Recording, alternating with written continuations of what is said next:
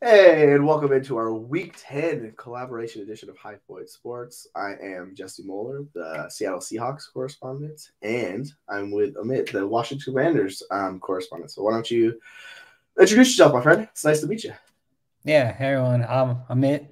I'm the Washington Commanders correspondent for High Point Sports. Um, and we're really excited to kind of break down this game in Seattle, which I think will be a really good game, just from both fantasy and just real life, being able to watch it 4 p.m. or 1 p.m. PST. Mm-hmm. Yeah, it's gonna be fun. Like if anybody knows Seahawks, like I'm watching them every week. It drains your energy because these games, no matter who they're playing, they kind of play to the level of their competition. So they could be playing the 49ers, doesn't matter, or they could be playing the worst team in the league, and it's just going to be an entertaining affair where you're like, by the end of it, you feel like you've had a full body experience. You're just like, okay, I need to recover, relax, just because it's the Pete Carroll way. It's super stressful. But let's kind of talk about your Commanders. How with the moves they've made, like they traded their two D line, best D linemen moving forward. How do you feel about that team in general and where they're going from this point forward the rest of the season?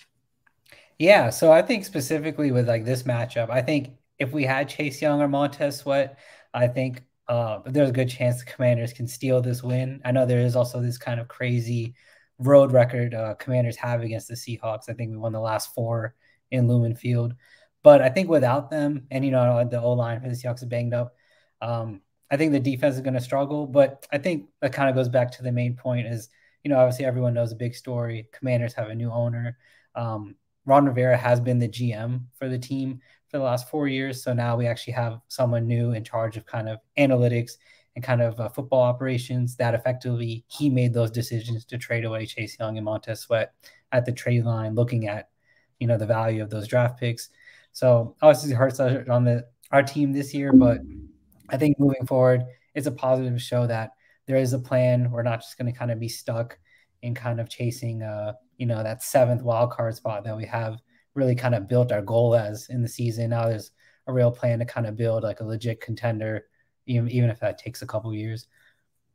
Right. Well, I mean, you have two of the better teams in the league in your guys' division on top of it too. So it's just seems like it's really hard when you're going against the Eagles, who are just fantastic, like across the board. They have just talent all over the field, and the Cowboys, who are like up and down, but they're still really one of the more talented teams in the league. So it seems like the pathway was very narrow, and this was kind of Seattle a few years ago when we had Russell Wilson. We were kind of just stuck, and we didn't know what we were doing. So they made the change, they moved on, and it was like, all right, we have a direction, like let's support it and build on it, and like we're in a better spot now. I mean, obviously we're still kind of up and down, like we don't know how it's going to look the rest of the year, but like they at least chose a direction. So it's always nice to see a franchise like Washington is right now, where they chose that direction and they're moving forward. So I think that's really cool, and it's like really promising because it gives the fans hope, just because there's nothing worse than not having hope as a fan. Like you're like, oh no. But Right. And yeah, to yeah. the point of the Eagles, Cowboys, even with them in our division, even the Giants made the playoffs last year. We've consistently kind of always had 7 wins last year, 8 wins.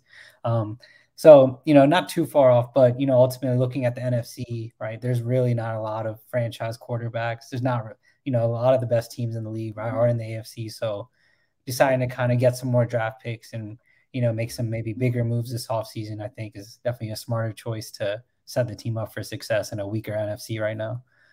Yeah, I think that's kind of like a lot of the hope the Seahawks fans had last year, because like last year we made the playoffs and we looked at the schedule around and we're like, man, NFC's not very good. Like the Packers, they sent away Rodgers, so there goes one team that's not as good. Like they've had issues with Jordan Love.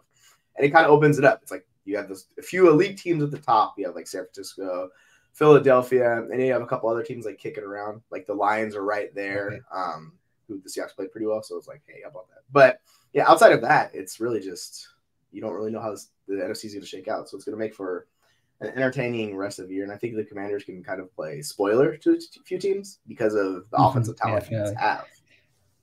have. Like Sam Howell looks really good. Let's kind of hit on Sam Howell a little bit. Do you have a lot of faith in him moving forward? Like, what do you think the direction is with him as far as a general manager, and possibly if they bring in a new head coach, how that's going to affect Sam Howell in that offense? Yeah. So I do have faith in Sam Howell. I was a big fan of him coming out of college. I had him as, the top QB in that draft class. And, I think now it's a legitimate debate. It's really him or Kenny Pickett at this point. And, so far Sam Howell has much better game performance in the stats. He's currently second in the league in passing yards, has 4 games with over 300 passing yards. I think Kenny Pickett doesn't have one in his career. But so definitely have seen encouraging signs. He just makes plays. I mean, our offensive line is, definitely a liability out there, but he just makes guys miss, can scramble on third down. I've seen him make throws that I really haven't seen even before, really since maybe Kirk Cousins, but even then haven't seen like any Commanders quarterback make those type of throws like on the run, really into tight windows. So definitely been encouraged by him. And I do think that from some people I've talked with the team, there's definitely a lot of people that believe in him in the building. So I think that ultimately, there probably will be a new head coach, but I think that new head coach will kind of be asked in the process what they think about Sam and how they want to develop him. Because, right, we got him on a 5th-year contract. He essentially is very similar to Brock Purdy, where it's like the hugest advantage in the league. If he becomes your starter on that salary, you could really build around him, be aggressive in free agency, and kind of build up whatever missing pieces the team has to make a playoff team. Yeah, absolutely. It lets you take bigger swings because that contract doesn't there's nothing really stopping you with that contract because it's so cheap and the cost. It's just like, hey, we have this starting quarterback, but he's worth just peanuts compared to the rest of the quarterbacks in the league. So it's like take advantage of that, and you could build a really talented team around him a lot easier. So I think that's a fun way to go, and it could speed up the rebuild where it's like by next year the team looks a lot better. They're taking a step forward and moving forward from there. Kind of in this game in particular, what do you think kind of the strengths and weaknesses that offense and Sam Howell have going up against the Seahawks defense, who I know it's been kind of a hot name, but they've kind of been a letdown this year a little bit. Where do you kind of think they stand in this matchup? Yeah, so I think this is a great matchup. Just in general, from like a game perspective, I definitely like the over. I think both of these teams match up really well, their offense versus like what the defense does. So specifically for like kind of fantasy looking at, I think Jahan Dotson is due for a big game. I know he had a slow start to the season. A lot of our problems were kind of in pass protection. Sam just had no time to throw the ball. We've made a lot of changes on our O-line recently, and just kind of also strung together 2 back-to-back 300-yard passing games with Jahan getting a lot of targets, part of those. I think he kind of can move him around. With Curtis Samuel injured, he's been playing a lot more in the slot, which I think just kind of is a good matchup for him to kind of take over the middle of the field.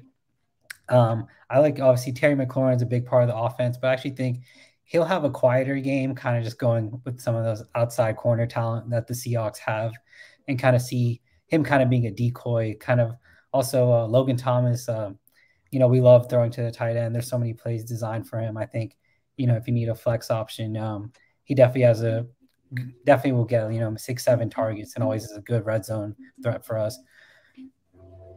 Yeah, I completely agree. It's a fun matchup, and particularly with that offense, they've thrown it 42, 45 times and 52 times the last 3 weeks. So you could tell it's just YOLO ball over there. So for fantasy, I think that's really exciting and really fun because you're giving all those guys enough opportunity to succeed.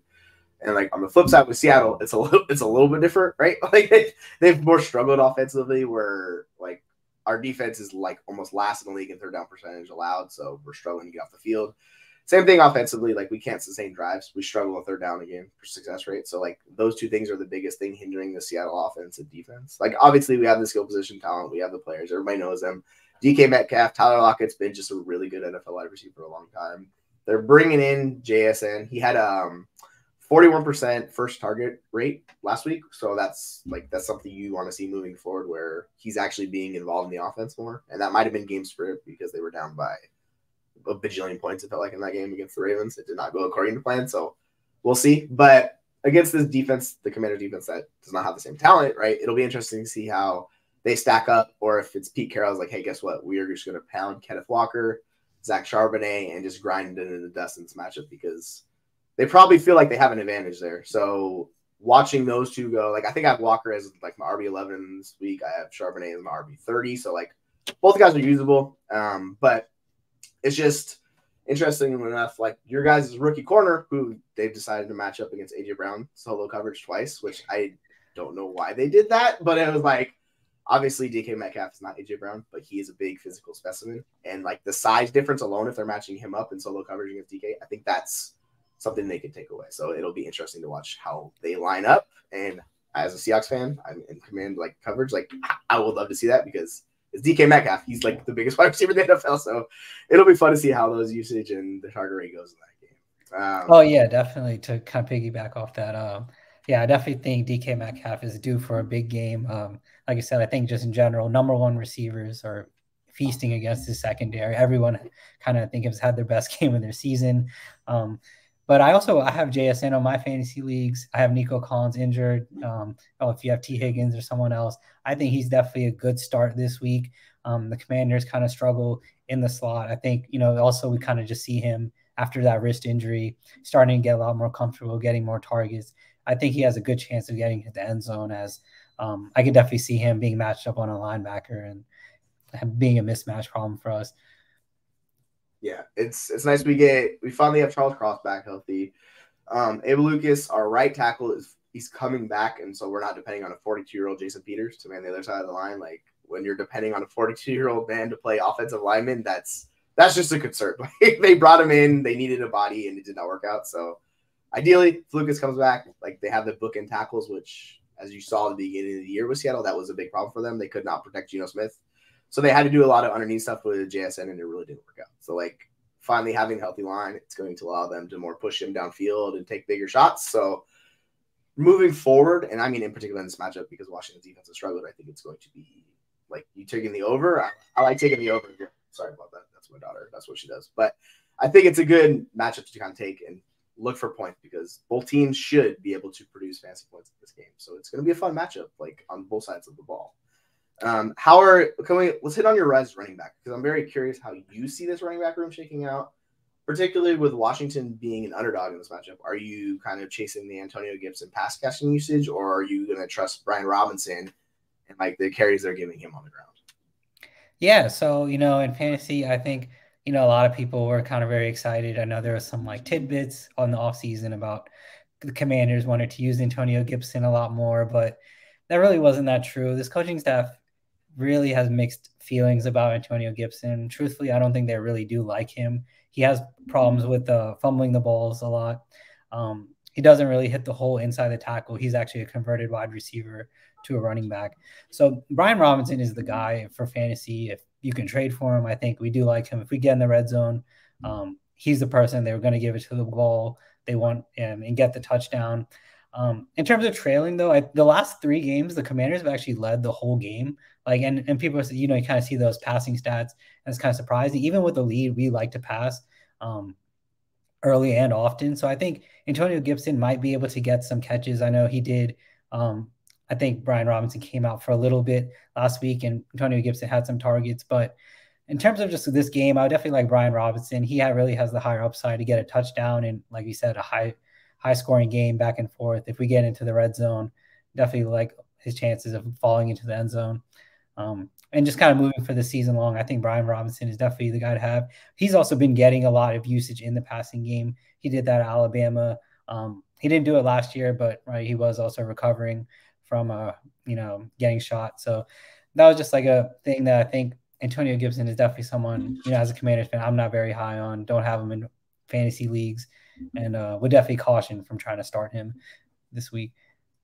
Yeah, I'm with you. Like, the thing about Antonio Gibson is he has holes in his game as a running back, and we've seen it over and over again. Like, the coaches just don't trust him. So, like, if the coaches don't trust you, and this is the issue with the rookies, like, same thing with Charbonnet. Like, he was injured. He's coming along slowly, but, like, realistically, they still love Kenneth Walker. Like, they think Kenneth Walker brings a different, like, element to this offense. I know you heard Pete Carroll last week where he's raving about Charbonnet, but he still only got a handful of touches, and that's kind of just – you have to decipher Pete Carroll's lingo, because if you really listen to Pete Carroll, it's like – different degrees of optimism regarding a player. It's if he's ever not optimistic about a player, that's like the biggest red flag of all time. You hear that, it's like, okay, we can't trust them. But it's just, I wanted to ask. I know Kenneth Walker has been dealing with injury really all season. Are you concerned about that this week? I mean, it seems even with injuries, he's still, they'll give him like 20 carries. They're not. And also, I think Kenny McIntosh just came back from IR. If he might get involved.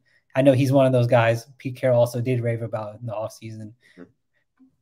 Yeah, I think interesting enough, because like he's just been dealing with injury for the entire season pretty much. So like if he does get active at some point, he's more than likely their best pass catcher at running backs. It's just we haven't seen him get on the field because he's been dealing with that injury ever since like I think a week or two before the season started, where there was some hype because the Seahawks running backs were all dealing with an injury. And I was like, oh, yeah, by the way, they have a 7th-rounder, Kenny McIntosh. His prospect profile, he's a really good pass-catching running back. So, like, people were, like, excited for that. And then, of course, he got hurt, and we haven't seen, like, anything from him. So, ideally, if he can get healthy and get on the field, I think he's kind of going to limit the other two just basically from a ceiling perspective. But, yeah, it's the interesting thing is, like, both Charbonnet and Walker bring different elements to this offense. So, Charbonnet is the guy that, like, once he gets up to speed, he really just leans on the defense. And you've seen a couple of his hits where he's destroyed defenders. Like, that's kind of what Pete Carroll loves. He loves those backs that can really just punish defenses. Whereas Kenneth Walker, he's just the explosive. Like, you give him a hole. Kind of like early stages Saquon Barkley. He's hit or miss. But if he hits it, he could take 80 yards. So that's kind of the thing which they love. He brings that explosive element. Sometimes he'll miss a read and he'll cost you 2 yards. That's just kind of – you live and die with these kind of running backs. So it is what it is. So it's definitely like last year we saw it. I think over the second half of the season, he just kind of had these monster games, like you said, led by explosive runs, like 40, 50-yard touchdown runs. Yeah, it's just – I think the last week's game was really weird, and I wouldn't lean up too much into that because when the team gets down by so much, it kind of just shifts their game plan completely. Like, basically, in the second quarter, this game was becoming a blowout. So it's kind of just you kind of have to like write it off and move on from it. It's not like a traditional game script you'll see. But, yeah, I think Charbonnet, the farther we go into the season, he's going to play a role. So I think he just more or less kind of caps what Kenneth Walker does. So, like, it brings those two down. I don't expect either one of these guys to be like a high-end RB1 or anything like that. But I still think Walker's a good rest of season, like top 12 running back. So I just still in on him, just not to the level we were earlier in the season. So he just comes out a little bit. But he's someone in this game I'm excited to play just because they should have plenty of goal line opportunities and plenty of points on the board. So, yeah, like, it's a solid matchup. Charbonnet, I'm not really looking to similar to Gibson. He might get a couple pass catches or things like that, but I'm not really looking forward to starting him. So if you could pivot away from him, I would do that just because I get it. Teams are on buys and stuff like that. I kind of want to see a little bit more before I have full faith in Charbonnet from a fantasy perspective. I think he's a better real life option than fantasy perspective. Yeah, definitely. And I think in general, we're always a little too optimistic on rookie running backs, right? There's so much they have to do in pass protection and just like with the offense that coaches usually like leaning on the vet. Right, absolutely. And like I fun as like this tight end room is, or lack of fun as the Seahawks tight end room is, it's just an avoiding fantasy. Like, don't start any one of these guys. Like, the best bet is if you want a touchdown, if you're chasing that, just start Jake Bobo for a random touchdown as a flex play because he fills that role as like he's a really good run blocker. He's one of the best run blocking wide receivers in the league, and he's built like a tight end. He's huge. So they're going to get him down the goal line. You saw it a couple weeks ago. He had a goal line catch for a dead zone touchdown. Like, that's kind of what Bobo does. He also had a rushing touchdown as well, right? Yeah, like they're finding ways to get this monster. It's like when him and Metcalf are on the field, he's just monster. So it's like the Monstars lineup, right? So yeah, down by the goal line, he kind of comes in and they'll give him a chance to catch a touchdown every once in a while. So if you want to chase a touchdown, like don't go Noah Fant, Kobe Parkinson, none of those guys. Like Jake Bobo would be the guy if you really want to upside tight end shot. Like that's kind of what it is. So it's weird to see. Because he's kind of limiting JSN in a way with a few of the pass plays they're running, but it is what it is. They like Bobo, and he's such a good run blocker. Like, I think he's going to have a role the rest of the season, which is kind of fascinating. I never would have expected to say that, but, that's how it is in the NFL. It kind of changes where you look at these teams. You're like, okay, cool. So, yeah. I was going to ask you, actually, for more like long-term, I guess, do you think either John Bates or Cole Turner is a long-term tight end, like, after Logan Thomas and they move on from him? Or do you think they kind of go outside of the organization and look for a tight end, like moving forward? Yeah, that's a great question, especially, for any dynasty people out there. I know a lot of people were like stashing Cole Turner this offseason, and I was like just scooping up Logan Thomas off waivers because I know there's this coaching staff loves Logan Thomas, but I do think he will be a cap casualty next season. This is last year of his contract. He's also very highly paid, I think like $9 million, like one of the higher paid tight ends in the league per year. So I think he will be gone. Definitely creates a void. In terms of John Bates, not really. This was he's been on the team for a while and kind of an older regime to get him. He's more of also just a run blocker. Like I could definitely see him being on the team, but for fantasy, not really. Cole Turner definitely has a lot of upside, and I know at least right now Eric Bieniemy has spoke pretty highly of him. I went to a couple of Commanders practice in the offseason, and literally every other play was just them throwing to the tight end.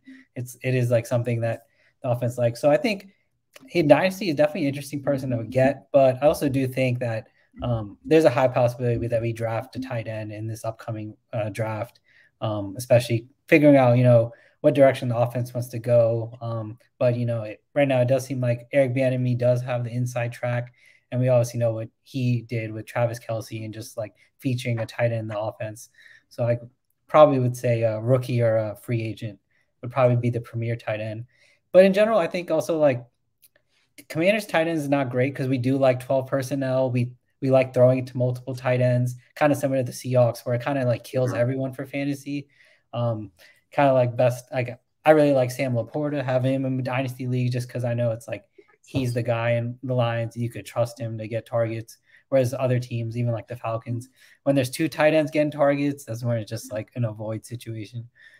It's brutal. As someone who's been a big Kyle Pitts fan over the years, I'm like, man, this is very unfortunate, right?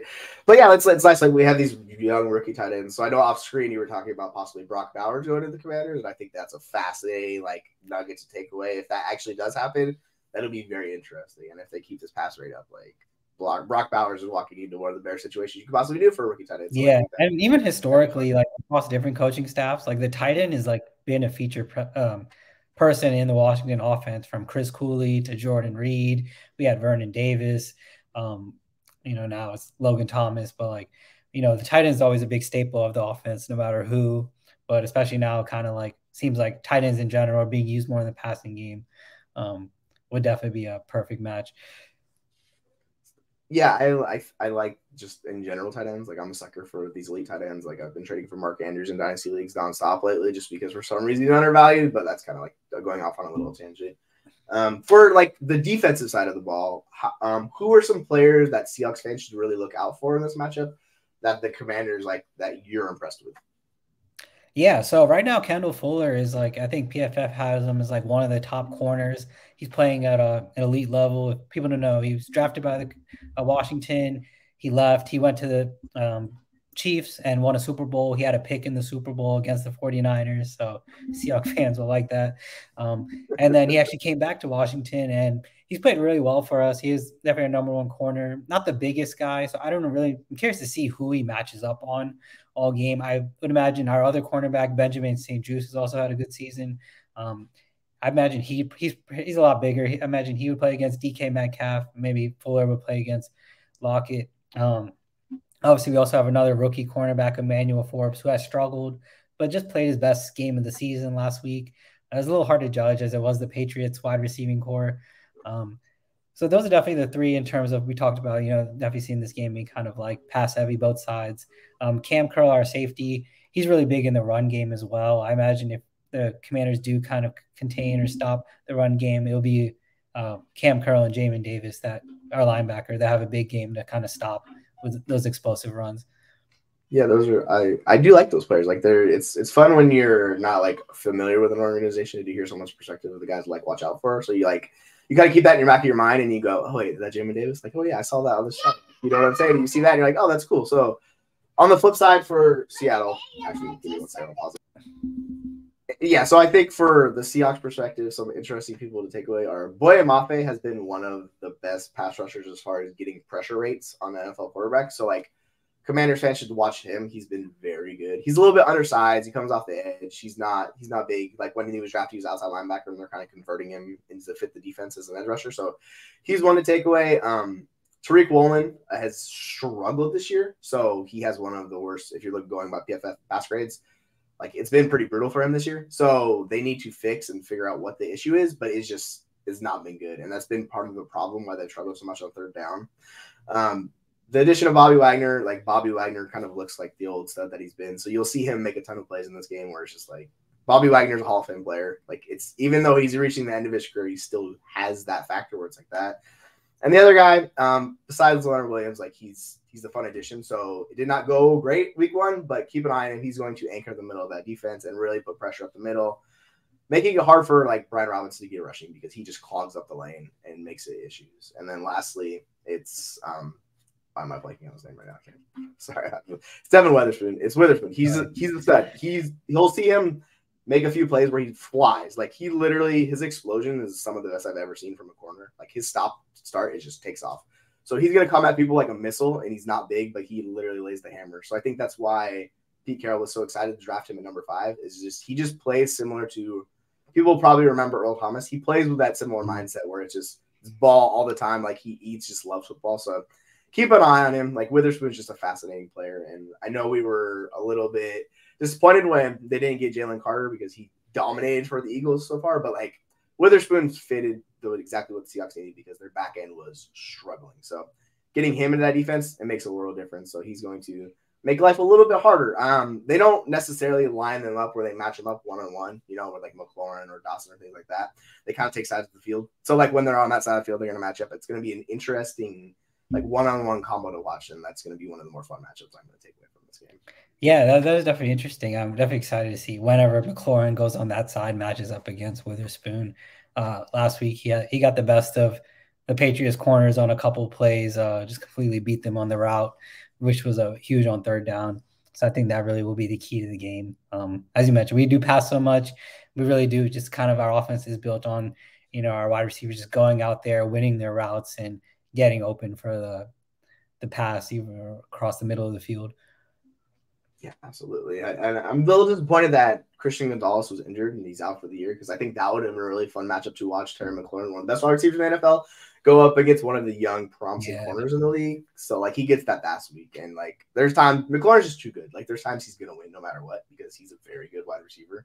And he seems like he's undervalued across the league. People are like, oh, yeah, because his fantasy hasn't really worked out for him. But, like, if you just watch him play, like, you're like, that dude is a legit technician, and he's just elite wide receiver. So, as me as like just as someone who studies football, like I love seeing players that are that good and they come in, you're like, you just watch them, you're like, wow, yeah, that he's really good. So it's gonna definitely. And kind of go off that point, I'm curious, we could talk about like McLaurin and Dynasty. I think you know, definitely this offseason, I think a lot of people were out on him when, you know, again, this season, I think I checked, he's like wide receiver 17 or 18, depending on your scoring. But, you know, just another consistent wide receiver too, which isn't the most exciting thing, but you know, there's better than guys that you think are wide receiver ones that end up not producing at all, right? He's, I think, going to be his fourth year in a row being a wide receiver one. He's on pace for his fourth year with 1,000 yards receiving. And, you know, it was even more impressive the last 3 years when we didn't really have good quarterback play. But I would say he's definitely interesting, a dynasty buy. I think if you're a contending team or even, you know, still I think would be good. He's under contract for another 3 seasons. He's a fan favorite. Really like one of the faces of the franchise. So yeah, and kind of on the flip side, curious if you have any person that you think like should be definitely be a dynasty buy on the Seahawks. Yeah, so I mean, obviously, if you can get your hands on JSN, like that's the guy to get because Metcalf is more like we kind of know who Metcalf is. He's a very good wide receiver, but he's not an elite wide receiver where he's going to push 30% target share or all these first rate stuff. He's still their best wide receiver that they have right now. The interesting thing from Tyler Lockett's perspective is he's kind of fallen off the last 2 years where he's regressing and the age is kicking in. So you see kind of it's slowly diminishing for Lockett, which means it's going to work out really well for JSN. So, like, it might not happen next year, but by 2025, like, JSN is going to be the wide receiver one on the team. Like, that's just kind of how I expect this to play out where he could be pushing 100 targets. It's just for Dynasty, do you have the patience to wait? Because Dynasty is such a, like, every day it changes values, every week values change. So, if you can get your hands on JSN, I would happily make that move. Ken Walker, like he's a really good running back. It's just, are you willing to buy into age or are you buying into production and value, right? Like he's basically the census top 5 dynasty running back. It's all about how you structure your team builds. I have some shares with Ken Walker. It's been fun. He's just really good. And like if you really want like a dart, like Charbonnet is the cheap in case like an emergency backup plan because if Walker gets hurt, he steps into one of the better roles in the league where he's going to give you a ton of fantasy points. So, like, those are the 3 takeaways. But I think kind of on the flip side, DK Metcalf's probably overvalued. Like, people, like, they know the name, they know what he does, but it's similar to Terry McLaurin. He's just younger. Like, he's going to give you around 1,000 yards, like, you know, 5 to 8 touchdowns. Like, be solid, but not be a difference maker. So that's kind of where, like, we come to struggles with values. And, like, for instance, are you willing to pay for the name or are you just going to go like pay for someone who's older, like for instance, like Tyreek Hill or something? It might be a short window, but you're getting that immediate production, right? So like I mean, my brain kind of spins with Dynasty because I go all these different ways with it. It's all team build related, like where are your strengths of your core at, and you move from there. For the Commanders, besides McLaurin, who are you most excited like from a Dynasty perspective? From a Dynasty, well, you know, I threw in McLaurin just because I felt like in Dynasty, Dotson kind of did surpass him in terms of perceived value. That's why I just felt like I kind of view them both equally in terms of this season Hmm. production. I think they both get around 1,000. But obviously Dotson is definitely, he's younger. He was a first round pick compared to McLaurin being a third round pick. I went to Penn State, so I watched Dotson play for us for 4 years. So I know how good he is. Just contested catch, like he's not the biggest guy, but he's legit red zone threat. He just gets touchdowns. That's what he did last season, even though he missed 6 weeks. So I think in terms of upside, he just has a very high upside now that there's starting the offense gets going. But also Sam Howell in terms of, I don't know, I think in Dynasty, at least some drafts I did, he probably was going as like the 28th QB off the board this past season. Right now I think he's like top 6 in like the fantasy QB 6.